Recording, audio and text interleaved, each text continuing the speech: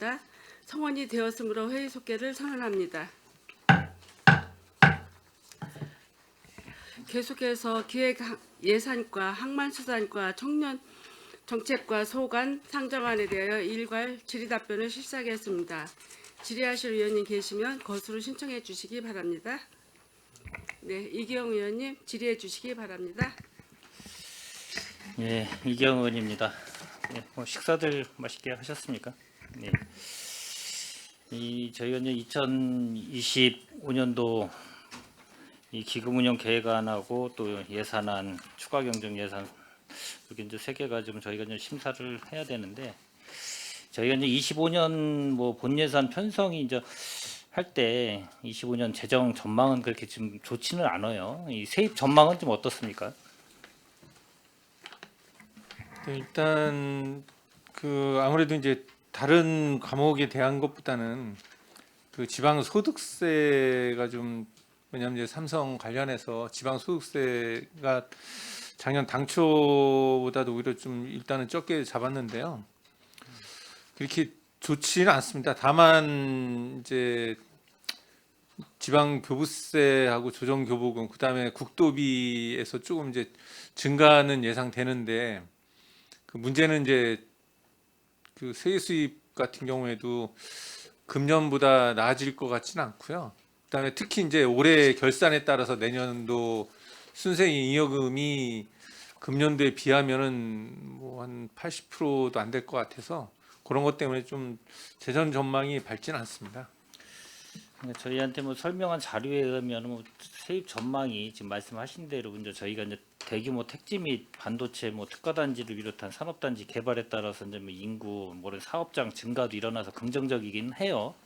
하는데 이제 여러 가지 세계적으로 이제 고물가나 경제 침체, 부동산 거래 뭐 침체와 감소, 경기 둔화 뭐 이런 거를 봤을 경우에는 기업 아까 말씀하신 대로 우리 평택은 또 이 삼성전자가 또 중심을 또 이루고 거기서 세수 확보가 많이 지방세 확보가 많이 되는 이 지역이기도 하고 그런데 이제 워낙 이 삼성의 기업 실적 악화에 따라서 또 저희도 이 세수 확보가 어려운 실정이 있었고 그 전반적인 여건은 좀 제한적이고 그리고 주민세하고 이제 재산세하고 체납징수 이런 거는 뭐 지난 연도보다 이제 매년은 뭐 증가될 수밖에 없는 구조예요. 저희뿐만 아니라 증가될 수 있는 건데 이제 법인 소득분 지방 소득세가 이제 감소되기 때문에 이제 그런 전망이 좀 되고 그래서 뭐 이 어떻게 됐든 이 세수 확보가 준다 그래가지고 뭐 편성을 소극적으로 하거나 뭐 그러면 안 되겠죠. 당연히 이제 적극적으로 효율적으로 적극적으로 배분을 해서 편성을 해서 잘 그 사업 예측을 해가지고 뭐 2월금이라는 명시월이든 뭐 기본적으로 또 불용액이든 이런 발생을 안 되게 하는 게 이제 기본적인 부서의 또 역할이기도 하고요. 또 이 여기 계신 기획항만실 같은 경우는 또 이 기획 예산과하고 이런 데가 있기 때문에 어떻게 됐든 우리 평택시 지방 어떻게 보면 예산에 관련돼서는 브레인 역할을 또 하는 과가 있기 때문에 그거에 대해서는 전반적인 거를 제가 좀 한번 말씀을 좀 드리고 시작을 하려고 말씀을 드렸고 그리고 이제 기획 예산과 같은 경우는 어떻게 됐든 나름대로 부서도 마찬가지지만 기획 예산과를 다 거쳐서 지금 예산이 편성이 되잖아요. 맞죠? 네, 그렇습니다. 예. 어려운 실정 속에서도 기획 예산과에서 나름대로는 뭐 감액할 건 하고 그렇게 해서 저희들한테 올라온 이 예산안인데 25년도 저는 뭐 이 기획 예산과장님이 뭐 목적대로 잘 뭐 이 예산과에서 아마 이 편성을 했을 거라고 저는 믿습니다. 그래서 저희 뭐 의원님들도 그거에 따라서 잘 심의를 하실 텐데 뭐 예산 같은 경우는 어떻게 됐든 편성 기준을 보면 기본적으로 이제 기금의 이제 목적성을 좀 확인이 돼야 되고 또 예산 분배 및 소비 환류 여러 가지 또 환류성 있게 예산이 잘 분배돼서 그런 상황도 있어야 되고 그리고 이제 아까도 말씀드렸듯이 이제 2월금이나 예비비 이런 건 이제 불용액 관리 같은 거를 좀 철저하게 잘 하셔야 될 것 같고 그리고 이제 기금도 오늘도 이제 기금 운영 계획 같은 경우가 좀 올라와 있는데 아까도 말씀드렸듯이 우리가 이제 갖고 있는 기금이 통합 재정 기금하고 또 10개의 기금이 있죠. 네, 이제 11개 그러니까 통합 기금 재정 네, 기금 예. 포함해서 11개죠. 네, 그렇습니다. 예. 그리고 기획 예산과에서는 좀 세 개의 기금을 좀 다루고 있는데 이 통합 재정 기금하고 그다음에 고향 사랑 기금하고 그다음에 또 하나 요번에 지금 10억 편성된 게 있죠. 네, 예. 서민경제협력기금. 그 세 개 이제 기금이 이제 저희가 이제 이 우리 기획 행정위원회 소관인 또 기금이기도 한데 이제 기금을 조성하는 목적이 뭐죠? 원래 기금은 이제 그 행정 목적의 달성 또는 이제 공익상 필요한 경우에 특정한 자금의 운영을 위해서 이제 기금을 설치할 수 있다라고 이제 지방자치법에 이렇게 명시되어 있습니다. 예. 근데 이제 저희가 갖고 있는 지금 현재 통합 재정 기금은 얼마나 됩니까?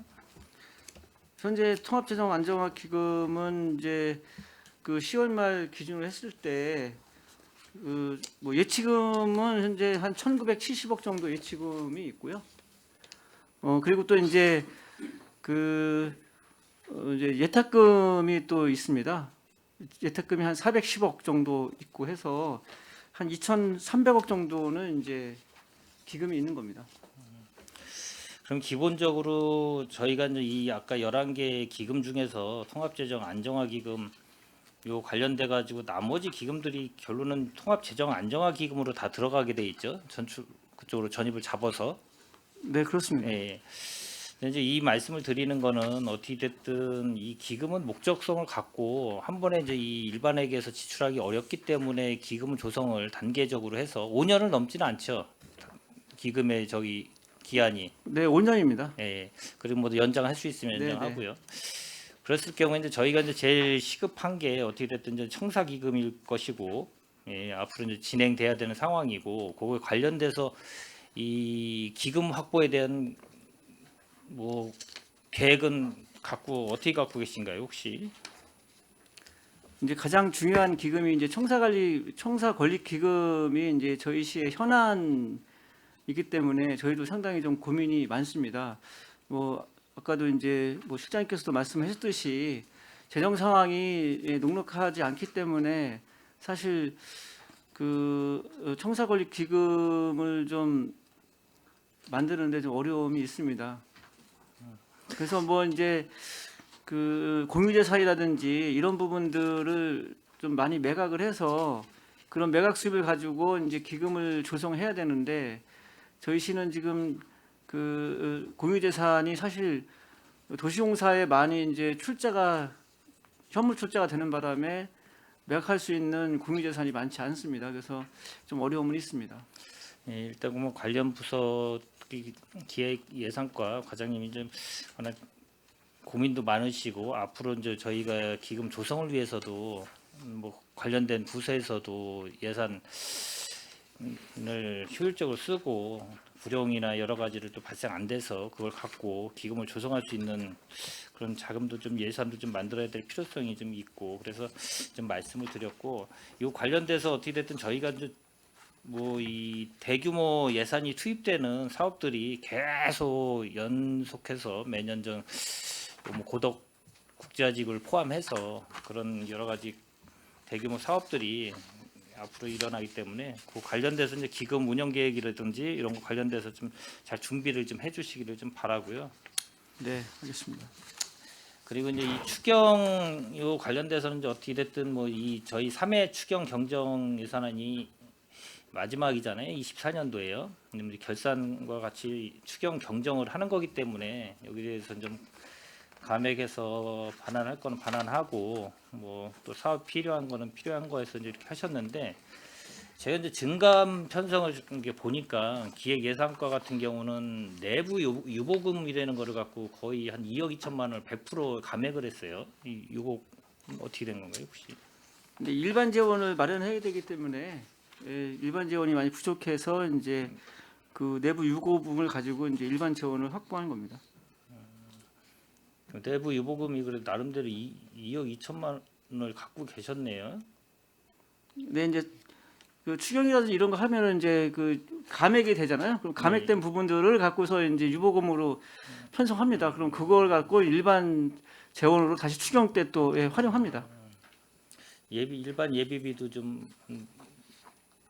많이 좀 감액을 좀 하셨어요 이번에. 네.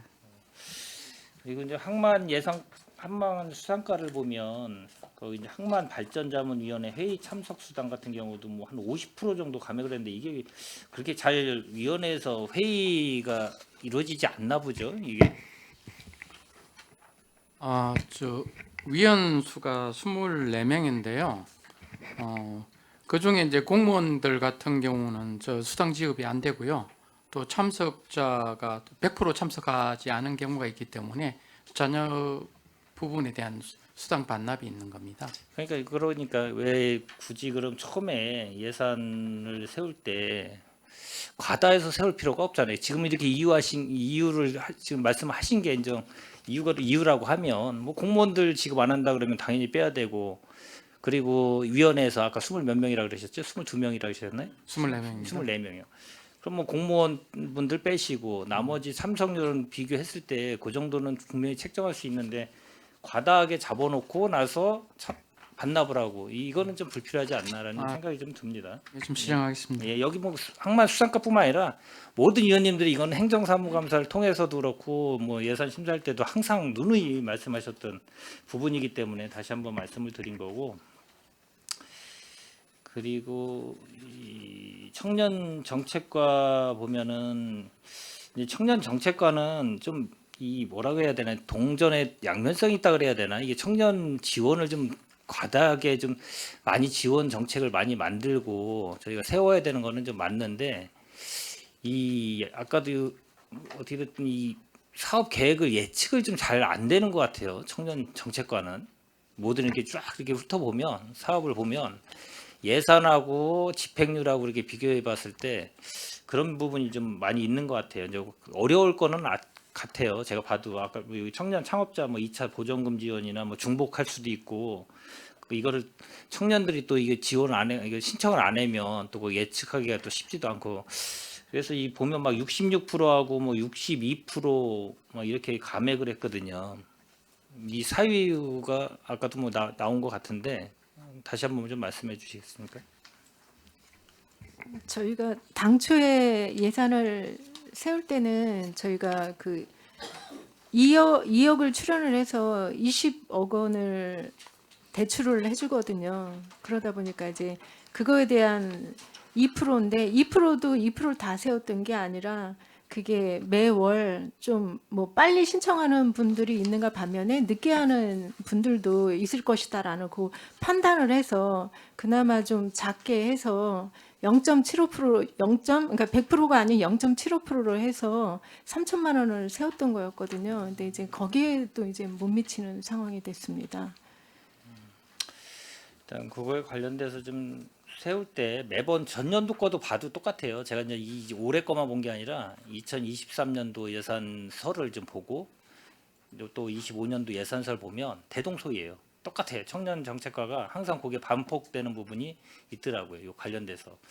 그럼 이제 그거를 정확하게 추계를 잡던 계속 반복되면 거기에 대해서 과감하게 삭감을 하든, 아니면 전혀 진짜 이게 효율성이 없다 그러면 폐지를 해야 되는 게 저는 맞다라고 보거든요. 사업은. 그리고 새로운 신규 편성을 하든지, 그걸 안 하고 거의 이 여기 지금 기획예산과 이 예산서를 보면 전년도 거하고 올해 걸 보면은 거의 사업에 나와 있는 사업명이 거의 한 95%는 다 똑같아요. 신규 사업은 당연히 이제 예산이 부족하기 때문에 편성하기 쉽지는 않았을 거예요. 그건 뭐 저도 이해를 하고, 그 대신 이제 조금 이 효율적이지 못한 사업은 폐지를 하고 새로운 거를 하면 좀 어떻게 보면 적극성을 좀 띄어야 되지 않나, 그런 것 때문에 좀 말씀을 드리고, 이제 예산 같은 경우는 이 지금도 계속 말씀드리지만 뭐 효과성도 있어야 되고 공정성도 있어야 되고 효율성도 있어야 되잖아요.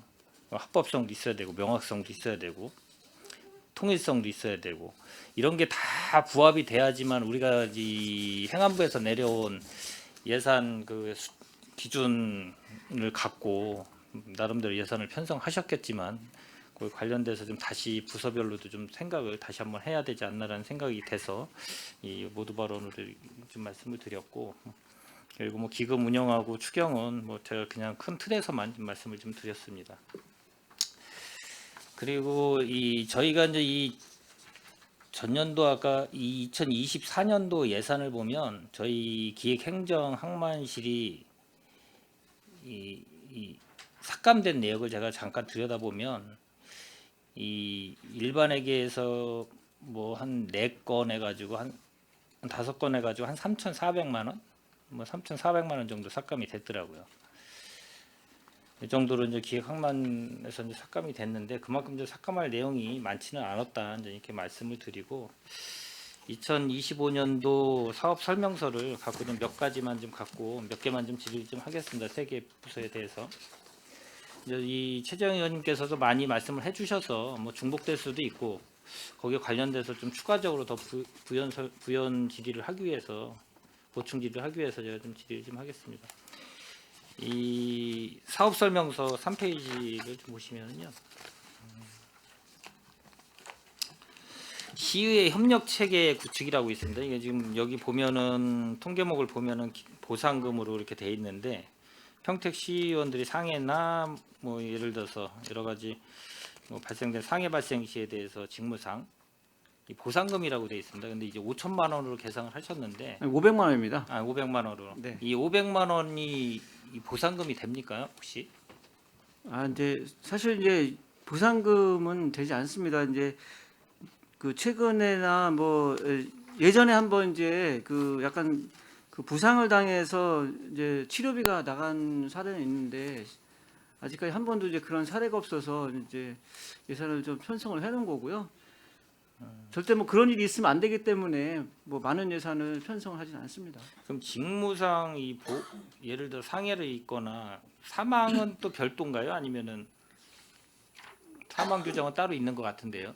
네, 규정은 있는데 저희가 그냥 예산은 그냥 이것만 세우는 거고요. 이제 저희 조례상에도 보면 이제 그 경기도 의회 의원 의정 활동비에 이제 2년치를 뭐 상해나 질병으로 이제 사망했을 경우에는 2년치를 지급하게 돼 있어서 한 4,800만 원 정도가 필요하고요.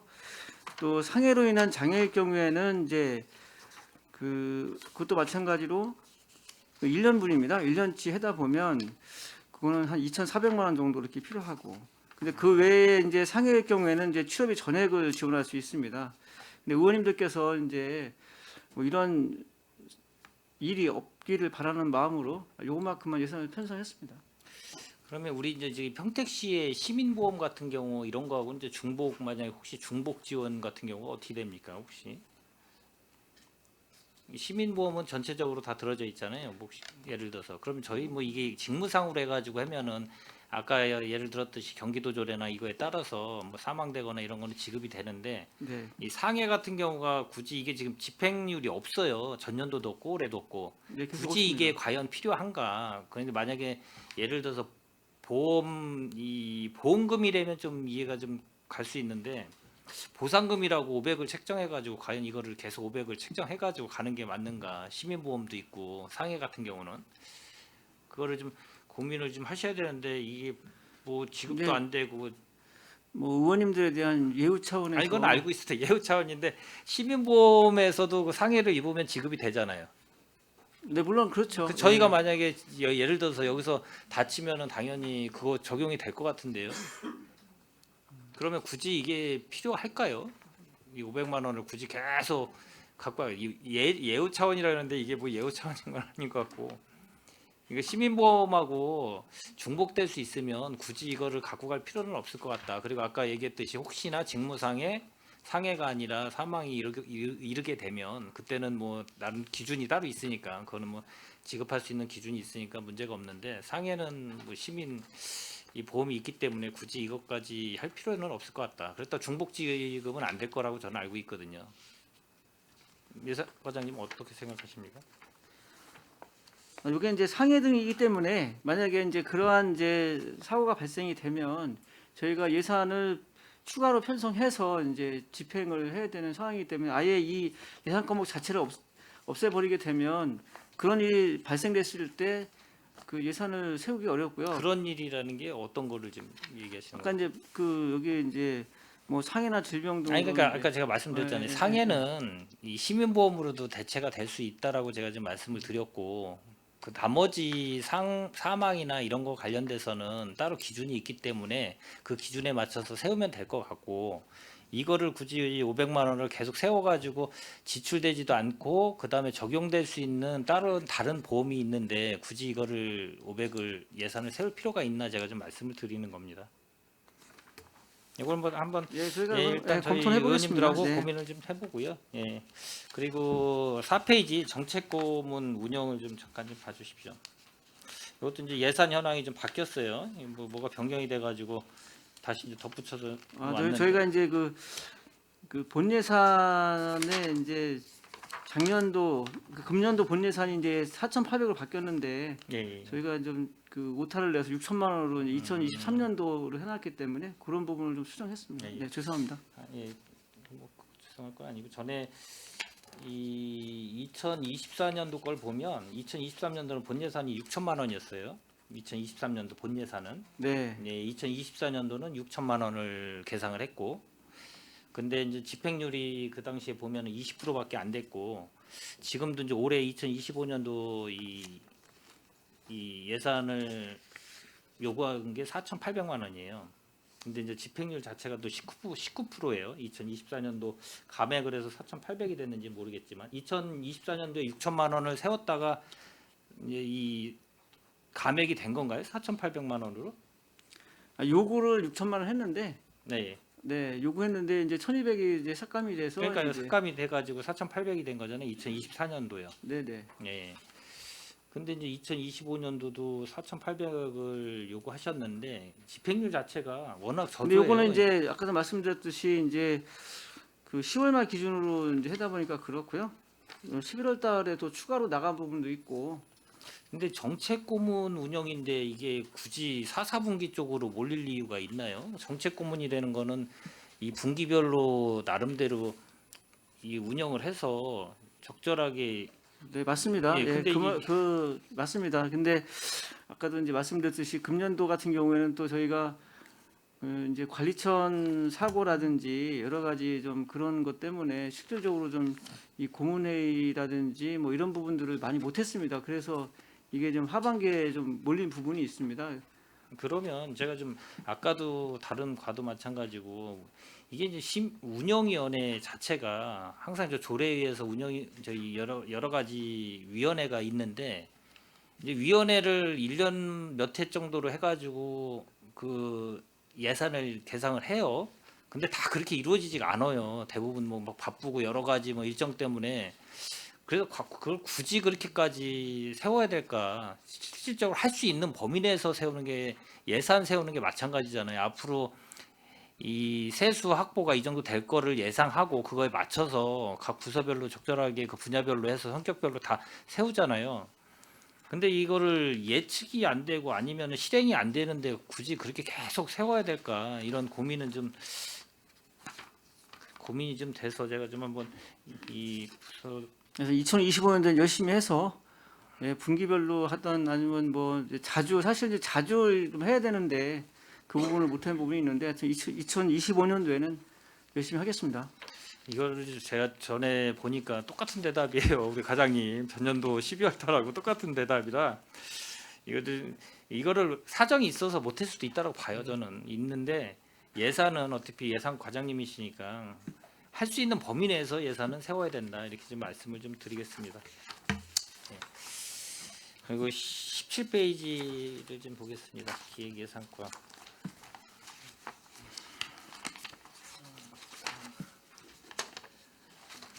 예, 통합 성과관리 평가 추진 운영인데요. 여기도 보면 저 2024년도 보면은 이 2회 추경까지는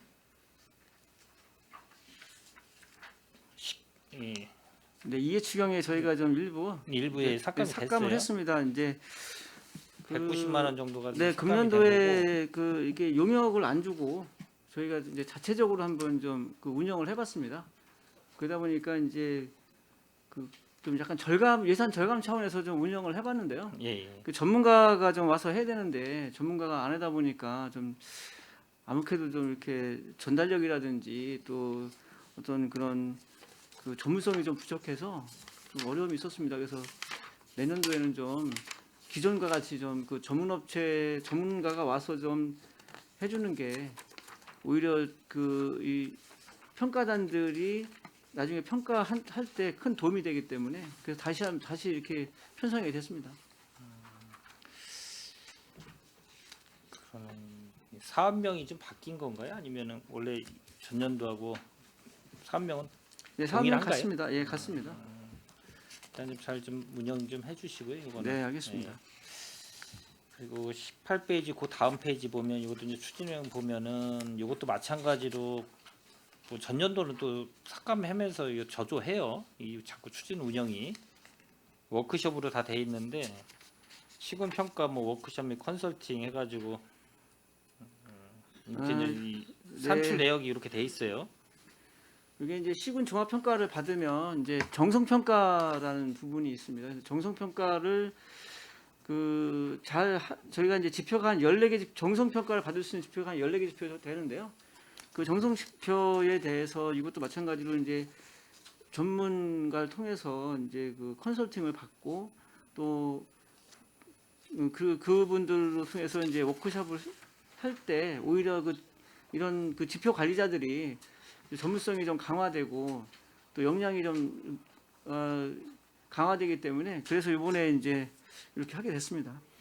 2024년도는 160만 원을 감액을 해가지고 100% 달성률이 100%가 된 건가요? 네, 그렇습니다. 그러니까 25년도는 어떻게 됐든 뭐 24년도하고 똑같은 동일 또 이렇게 뭐 삭감하지 않을 저희가 좀 되기를 좀 바라겠습니다. 알겠습니다. 예. 그리고 그 다음 페이지 19페이지 보면 이제 예산 편성 및 재정 관리 이게 이제 제일 중요하거든요. 솔직히 이 기획 예산과에서는. 그래서 나름대로 뭐 이 요구액대로 어느 정도 좀 감액이 됐어요. 전년도보다. 네. 이 감액된 이유가 있나요? 이게 예산 편성 재정 관리가 다른 건 상당히 아니고요. 이제 네. 그 밑에 보시면 이제 그 저기 통합 지방 재정 시스템 유지 보수하고 그리고 재해복구 시스템 구축 분담금이 이제 줄었습니다. 이게 이제 그 행안부에서 그 일괄 추진하는 사업인데요. 이게 이제 연도별로 이제 부담금이 있는데 그 부담금이 줄어들어서 예산이 줄었습니다. 그 산출 내역 20페이지를 보면은 뭐 예산 성과금, 포상금 이렇게 돼 있는데 이제 예산 절감 기여자가 좀 있습니까? 어느 정도 저희 시에. 네.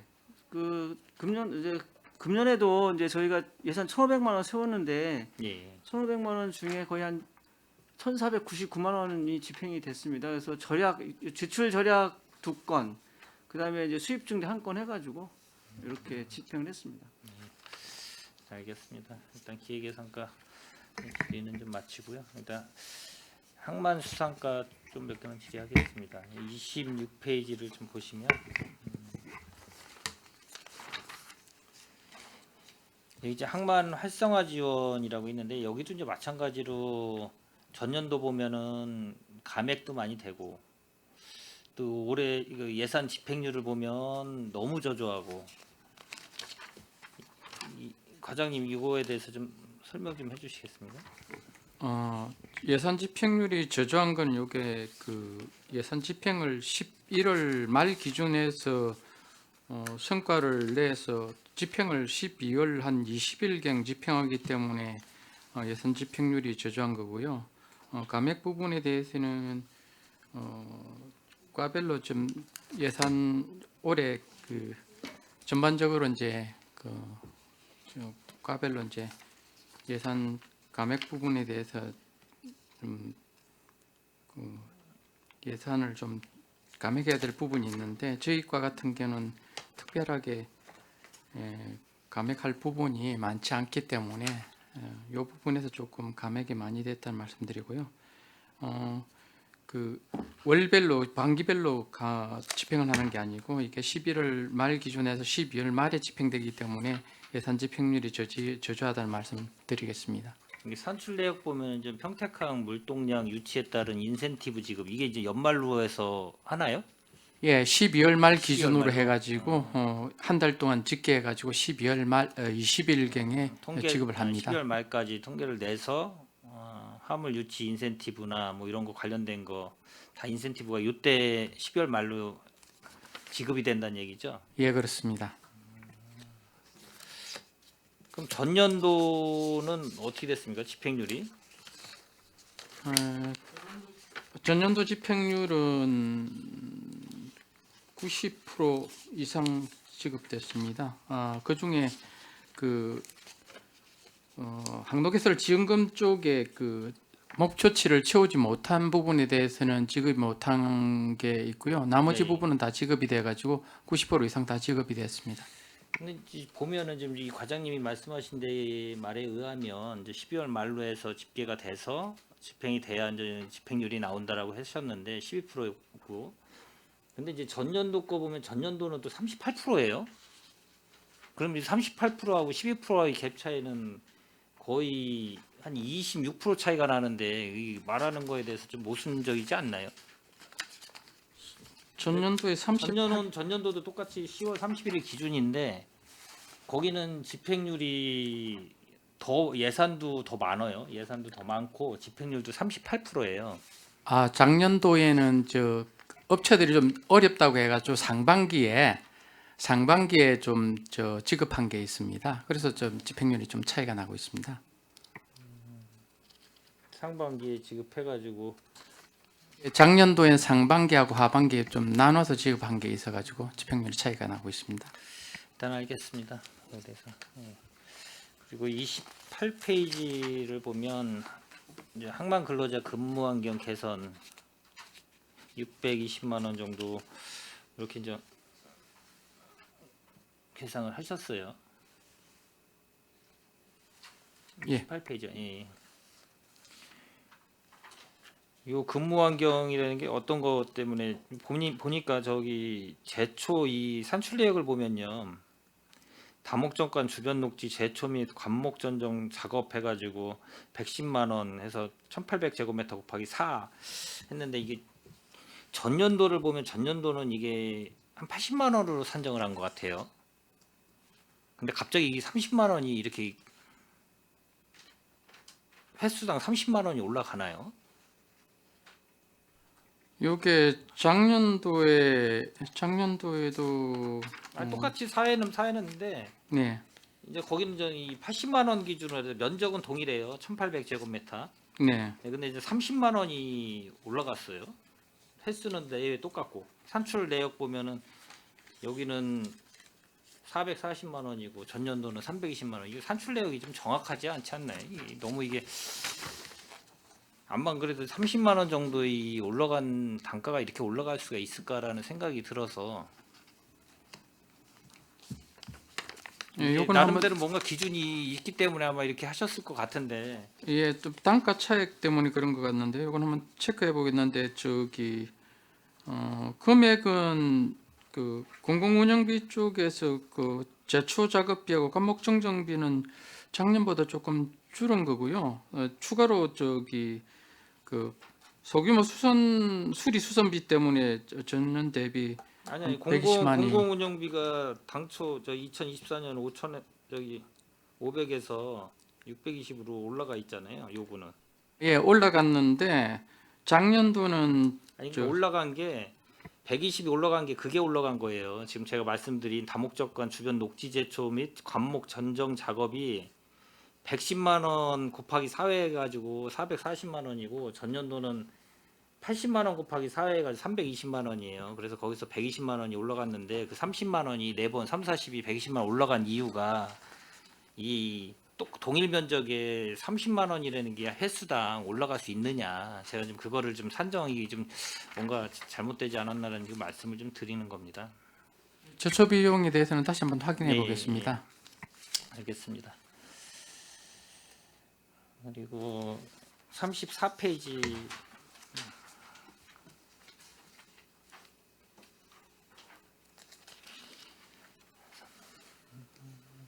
평택항 설명회 개최인데요. 이 홍보 그 다음 페이지 보면 평택 당진항 홍보 아카데미 운영 이거하고 좀 뭐 차이점이 뭐가 있습니까 혹시? 평택항 설명회하고 당진항 홍보 아카데미 평택항 설명회 개최는 저희들이 직접 국외 설명회를 하는 행정기관에서 하는 설명회고요. 평택 당진항 홍보 아카데미 운영은 2023년 자치행정과에서 주민 참여 예산으로 시범 사업으로 이제 그 시민단체에서 주민 참여 예산으로 이제 그 평택항 홍보를 하는 사업으로 시범 출발을 했는데 호응도가 좋아가지고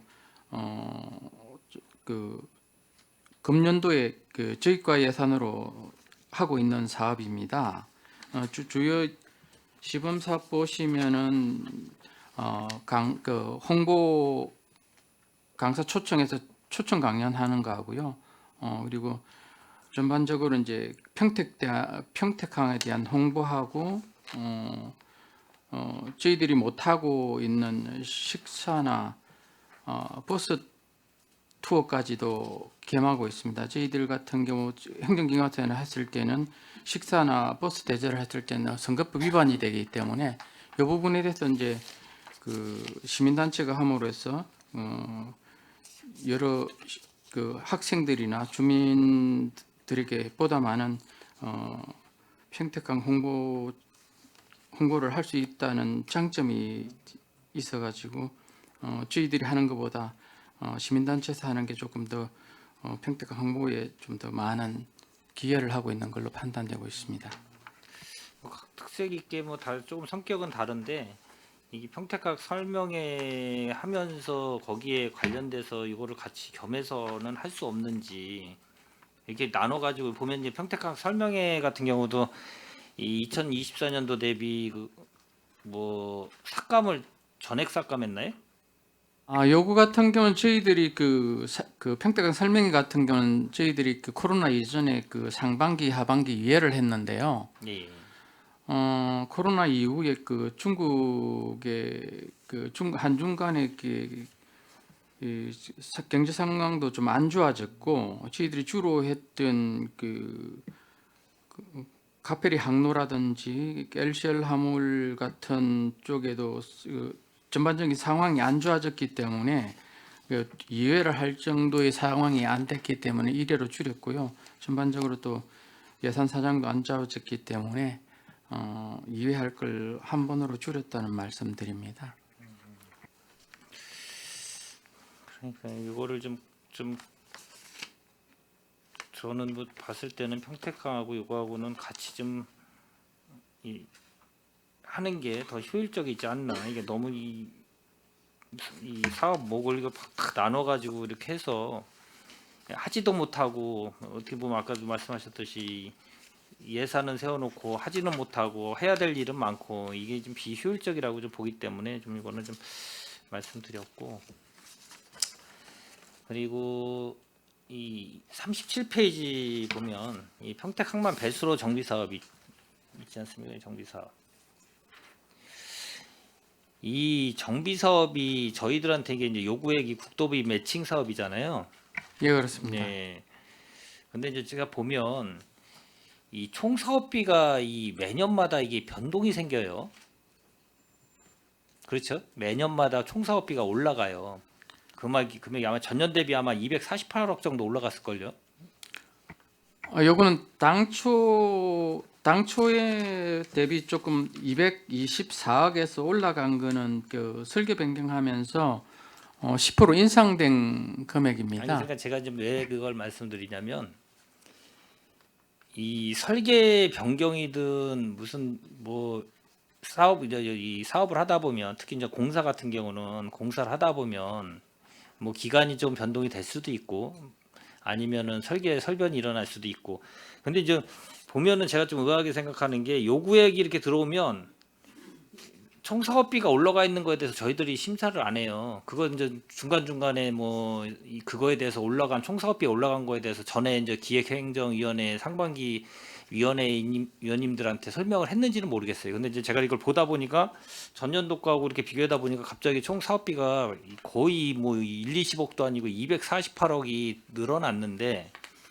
올해 요구액은 얼마죠? 올해 요구에는 30 30억 6천만 40억 원. 6천만 원. 그렇죠. 예. 30억 6천만 원이죠. 그 248억이 늘어났는데 30억 6천 이거 말 그대로 이거 삭감하면 이거 어떻게 되겠습니까? 이거 또 설계 변경이 일어났다고 이게 정확하게 금액이 막 총사업비가 늘어나면 이게 좀 뭔가 좀 맞지 않다라고 생각이 드는데 저는. 그러니까 저희들이 심사하는 거는 당의 요구액만 심사를 하잖아요. 이거에 대해서 예산 2025년 예산이 30억 6천만 원이 필요해서 이렇게 예산을 계상해 가지고 올리신 건데 총 사업비는 248억이 늘어난 게 아니고 24억이 늘어난 겁니다. 24억이 늘어났네. 24억이 늘어났는데 거의 30억 6천만 원 정도가 10% 네. 그러니까 늘어난 거를 저희가 몰라요. 이 네. 당의 이 책자만 보면. 예. 그래서 지금 뭐가 좀 이 설명서가 좀 잘못되지 않았나. 저는 이제 상권이 있을 때도 많이 지적을 했는데 이 부분에 대해서 이거는 이제 저도 이거 보다 보니까 총 사업비가 매년 늘어나면 계속 저희 의원님들이 모르는 사이에 계속 이렇게 늘어나가지고 어느 순간에 1.5배 막 이렇게 늘어나 있는 경우가 있더라고요. 그럼 예산을 심사하는 입장에서는 의원님들이 과연 이걸 제대로 심사가 할 수 있을까? 그리고 지금 이 국비나 도비는 24%고 시비는 83%예요. 이게 아. 매칭 비율이 50대 15대 35. 아, 요거는 국비 그 확보가 좀 잘 안 됐나 봐요. 아니 그게 아니고요. 예, 예. 순수 사업비는 50대 15대 35고요. 예, 예. 요거 저기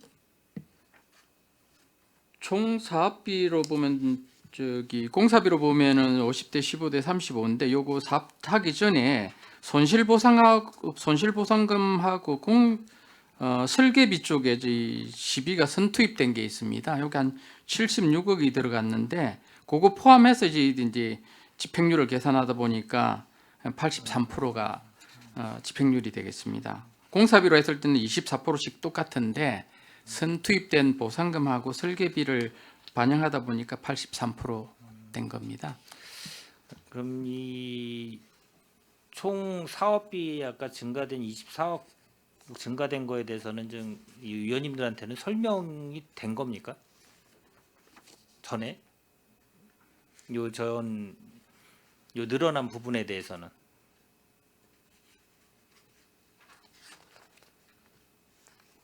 근데 예산서가 이번에 처음 들어온 거기 때문에 아마 설명을 했는지는 모르겠지만은 추후에 예. 이거 관련돼서 이런 거를 만약에 예산서를 만드실 때 제작하실 때 이거는 좀 그 전에 늘어난 부분에 대해서 공사가 이만큼의 예산이 필요합니다. 근데 모르는 사이 이만큼씩 늘어난 거를 갖고 심사를 한다는 거는 잘못된 거라고 보거든요. 그래서 그거에 대해서 정확하게 기재를 하고 정확하게 알려주시고 증가된 부분에 대해서 밑에 얼마가 총 사업비가 증가됐다는 걸 좀 기재해 주시고 그리고 당 25년 요구액을 요구를 해서 여기다 기재를 하셔야 이 심사하는데 좀 도움이 되지 않나라는 좀 생각이 듭니다. 앞으로는 좀 저희 과장님 그렇게 좀 해주시기 좀 바라겠습니다. 예, 알겠습니다. 예, 예.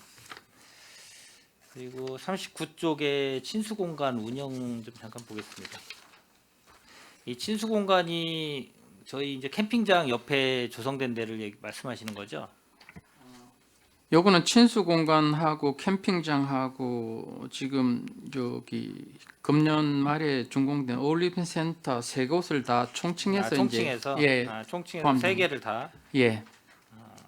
건관리의 수변 친수 공간하고 평택강 국민 여가 캠핑장 요 관련된 전체적인 거를 갖고 이제 요거 운영하는 관리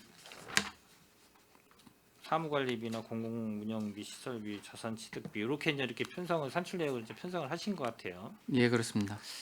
근데 이제 병해 해충 방지에 이렇게 보면 산출 내역에 보면 이게 한 4,400만 예, 4,400만.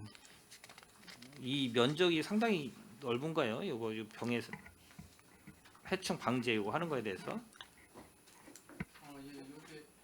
요게 만 한 5,000평이 넘거든요. 네. 지금 가장 문제가 뭐냐면 여기 매립지다 보니까 여름에 이게 그 모기들이 굉장히 많습니다. 지금 작년 같은 경우에 저기 보건소에서 방역 지원하고 포충기를 많이 지원해줘서 포충기가 지금 12대 설치돼 있음에도 불구하고 이용객들이 가장 큰 불만이 모기 문제인데, 그래서 지금 내년도 예산에 포충기 5대하고 저기 방역을 위한 다목적 운반차까지 반영을 시켜놨거든요. 그래서 요거까지 반영을 해주시면 내년도에는 조금 그런 민원이 조금 줄어들지 않겠나 생각하고 있습니다. 밑에 보면 이제 포충기는 5개만 구입하시나 봐요. 지금 현재 설치돼 있는 게 보건소에서 지원해줘서 설치돼 있는 게 12대가 있고요. 12개. 추가로 해서 이제 내년 사업비에 5대 더 추가되는 사항입니다. 주로 이게 설치되는 데가 어디 캠핑장인가요? 아니면 뭐 전체적으로 좀 균등해가지고 설치를 하나요? 포충기가 지금 캠핑장에 5대 설치돼 있고요. 친수 공간에 7대 설치돼 있는데 추가로 5개가 내년도 예산에 5대 되면은 이건 캠핑장에 주로 설치할 계획입니다. 알겠습니다. 그리고 50페이지 한번 보시겠습니다. 50페이지. 50페이지 보면 이제 해양 쓰레기 정화가 있고, 그 다음에 77페이지 보면 치약 해안 폐기물 대응 이게 있어요. 이제 국비 둘 다 이제 국비 사업인데, 저번에도 뭐 한번 말씀을 드린 것 같은데 이게 좀 중복이나 유사성이 있지 않습니까? 예, 이거 말씀하신 것처럼 중복되는 사항이라고도 볼 수 있는데요. 취약해한 폐기물 대응 같은 경우는 그 전에 바다 환경 지킴이 사업이라고 돼 인건비라고 보시면 되겠고요. 해양 쓰레기 중화 사업은 인건비 플러스 이제 쓰레기 처리 비용까지 포함된 겁니다. 그래서 저희들 같은 경우는 쓰레기 중화 사업의 그 인건비 임명하고 취약한 폐기물 대응 쪽에 인건비 2명해서 총 4명을 투입해서 기간제 근로자 4명을 이용해서 해안가 쓰레기하고 남양호 평택호에 있는 발생하는 쓰레기에 대해서 대응을 하고 있고요. 그리고 그쪽에서 모인 쓰레기에 대해서 해양 쓰레기 중화 비용을 가지고 모집된 쓰레기를 일괄 처리를 하고 있는 상황입니다. 그리고 아까 말씀드렸다시피 해안가 쪽에는 해양환경공단에서 사업비 정액으로 인해서 같이 이제 처리하는 상황으로 이제 쓰레기 비용 처리 비용이 조금 많이 남아 돌아가는 상황으로서 좀 사업비를 줄여도 되지만은 여름 장마철에 남양호나 평택호 쪽에 그 쓰레기가 많이 발생했을 때를 대비해서 좀 적극적으로는 예산을 좀 줄이지는 않고 있는 상황입니다. 치약 해안 폐기물 대응이 이게 이제 2024년도부터 신규 사업이 시작된 거죠? 올해부터. 예, 이전에는 바다 환경 지킴이 사업이라고 있다가 2024년도에 명칭을 지약해안 폐기물 대응이라고 해서 명칭을 좀 바꿨는데요. 비슷하다고 보시면 되겠습니다.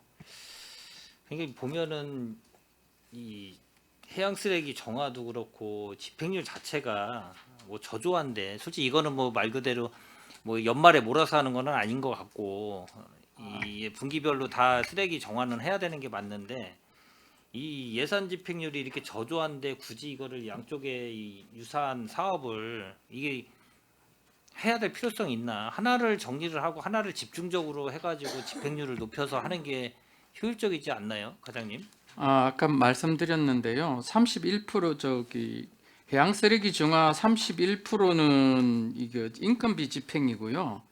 이게 쓰레기 처리비 같은 경우는 이게 원래 업체에서 달달이 청구를 하셔야 되는데 연말에 몰아서 일괄 청구를 합니다. 집행률은 지금 현재 한 80% 정도 되고요. 아마 12월에 아마 일괄해서 청구를 할 계획으로 알고 있고요. 지금 현재 집행률은 80% 이상 되고 있고요.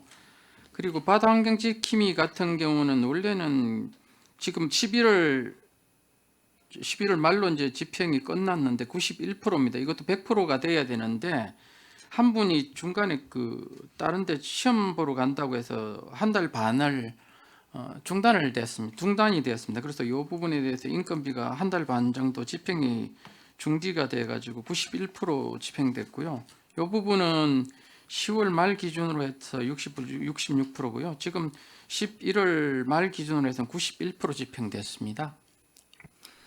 이제 좀 이해가 안 가는 게 해양 쓰레기를 기본적으로 쓰레기 처리량을 12월에 몰아서 그거를 요구한다는 사업장이 난 좀 이해가 안 가는데요.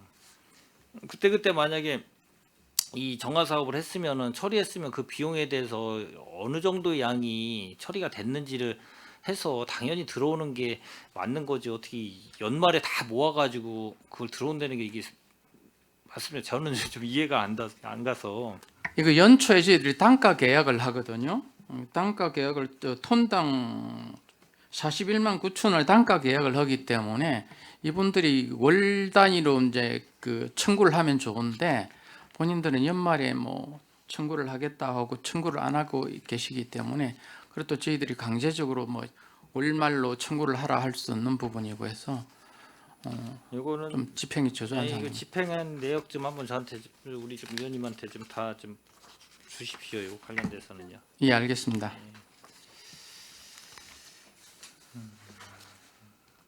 그리고 이제 항만수산과는 뭐 이것도 좀 마무리하고요. 청년 정책과 87페이지까지 보겠습니다.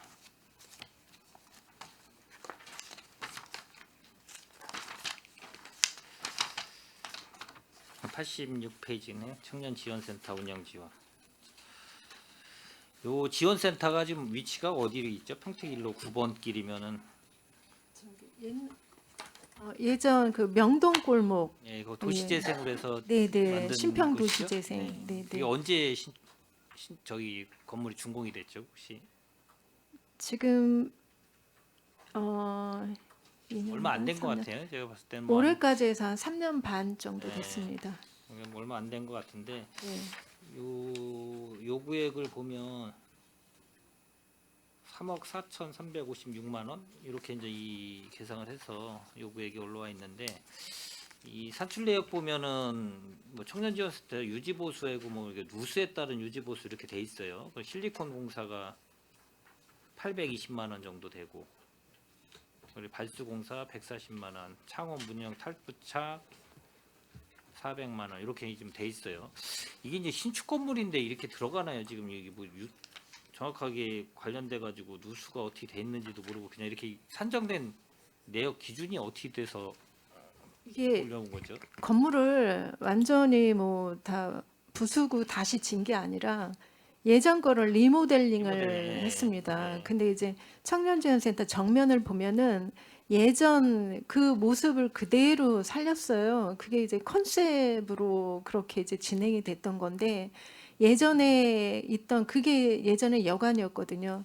여관이었던 그 건물 벽을 그대로 유지를 하고 있어요. 예. 그러다 보니까 그 여관에 있는 창들, 그 창들을 그대로 둔 상태에서 모양만 좀 예쁘게 이제 바꾼 상태였는데 그러다 보니까 그 창틀에서 이게 이제 물이 나오는 거예요. 비가 많이 올 때.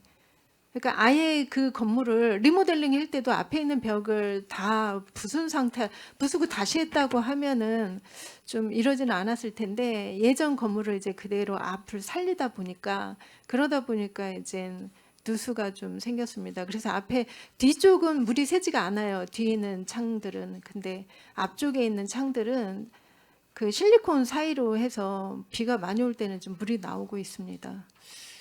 이 예산을 어떻게 됐든 뭐 효율적으로 쓰고 뭐 예산 편성하실 때 산출 내역 이거 여기 좀 돼 있는 대로 보면 전에 이제 그게 이제 도시재생으로 해서 리모델링해서 만들어진 건데 어떻게 됐든 그 관리가 제대로 안 이루어졌기 때문에 이런 부실 공사가 또 돼서 또 여기로 이제 이쪽으로 청년 이 지원센터니까 또 이쪽 부서로 옮겨 와서 여기서 또 이제 유지보수 비용을 또 예산에다가 반영을 시킨 거잖아요.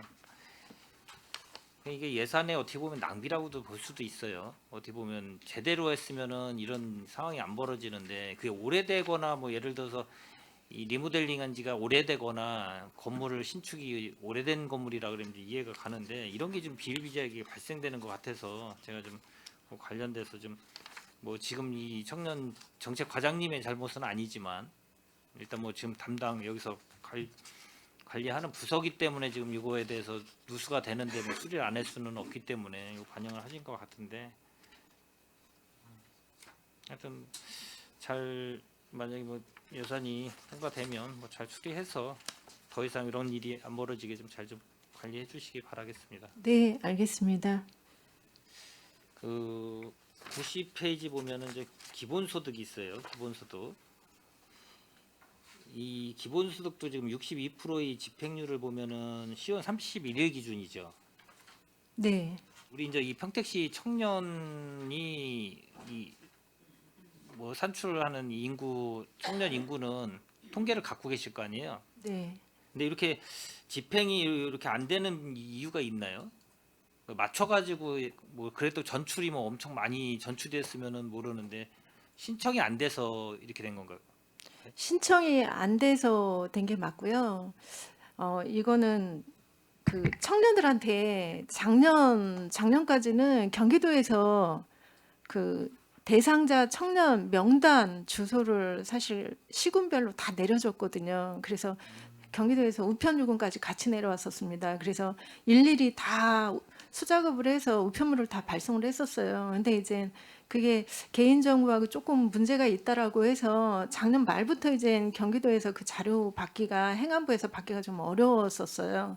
그래서 올 상반기에도 그냥 저희가 최대한으로 홍보하는 거에 의존을 해서 지출을 했던 거였는데 올 중순쯤에 경기도에서 어떻게 협의가 됐는지 자료가 내려왔습니다. 그래서 저희가 우편물을 해서 다시 보냈어요. 그래서 지금 들어온 건수가 꽤 있어서 10월 31일자지만 저희가 이제 이게 분기별로 지급을 하고 있기 때문에 9월 달까지 해서 이게 10월에 지출이 된 겁니다. 그래서 지금 4사분기 것까지 지출을 하면 87, 88%까지 이제 지출이 가능할 거로 보입니다. 뭐 이거 저조하다 그래가지고 제가 뭐 저기 질책을 하는 게 아니라 이게 이제 보편적 지원이다 보니까 다 모든 이 청년들이 혜택을 다 본인들이 수혜를 받아야 되는데 네, 그거를 이제 더 맞습니다. 홍보를 하고 알려가지고 받게 이게 좀 돼야 되는데 이제 그게 안타까운 마음이 있어서 이제 그것 때문에 제가 한번 좀 물어본 겁니다. 예. 네, 알겠습니다.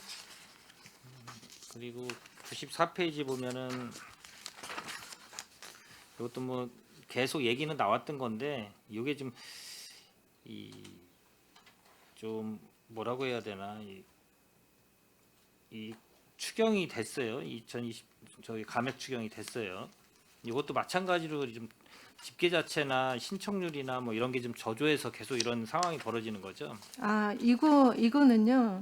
이게 기준 청년이 이 전월세 보증금 대출 이자는 2년 동안 지원을 하고 있거든요. 네. 근데 이제 그 2년 동안 변동 사항이 생기는 경우가 있습니다. 뭐 정부에서 하는 대출이라든지 뭐 이게 중복으로 지원을 못 받게 돼 있었습니다. 올해까지는. 그래서 그 전출을 했다라든지 뭐 여러 변동 사항이 있어서 중간에 이게 좀 멈추는 경우가 있습니다. 대상에서 이제 빠지는 거죠. 사전에는 이제 전에는 선정이 됐었는데 중간에 이제 그 대상자에서 이제 빠지는 경우들이 있어서 그런 잔액이 생깁니다. 네, 이 청년 관련된 이런 정책들이 이제 막 중복 비슷하게 유사 중복 지원 뭐 이제 이런 사업이 많다 보니까 이제 이런 문제도 되고 또 어떻게 보면 추계를 잡기 위해서도 그렇고 신청자도 또 저조하면 그렇고 이 청년 관련된 이 사업들이 좀 그런 경우가 좀 많은 것 같아요. 이렇게 쭉 보다 보면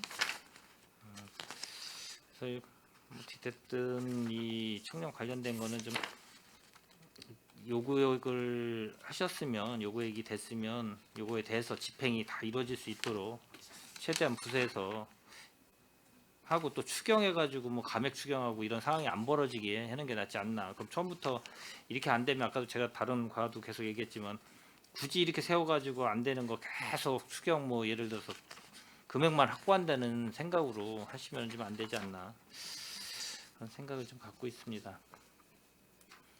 그리고 118페이지 한번 보겠습니다. 118페이지.